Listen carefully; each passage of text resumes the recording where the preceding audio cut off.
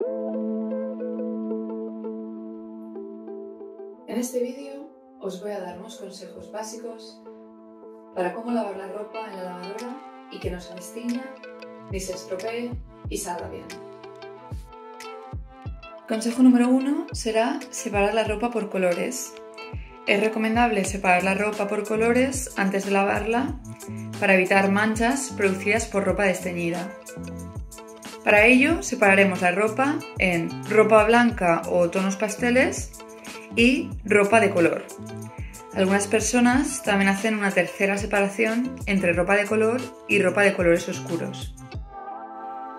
Siempre recordar mirar dentro de los bolsillos antes de meter la ropa en la lavadora.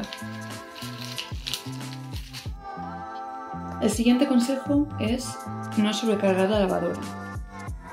Cada lavadora permite una carga, por lo que lo más recomendable es mirar lo que indica el manual. En casos extremos, si llenáramos mucho la lavadora, podría detenerse por completo y apagarse como mecanismo de seguridad. Lo más probable es que la ropa también salga sin lavar, con manchas y marcas. Vamos a intentar dejar algo de espacio entre la parte superior de la ropa y la parte superior del tambor. El siguiente consejo es usar una bolsa de lavandería. Las encontraréis de diferentes tamaños, como esta, que es más grande, o un poco más pequeña.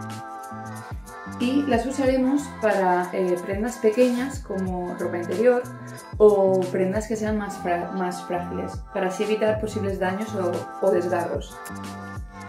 Además, evita que la ropa más pequeña se enrede o se pierda en el tambor de la lavadora. Cerraremos con la cremallera y la meteremos en la lavadora.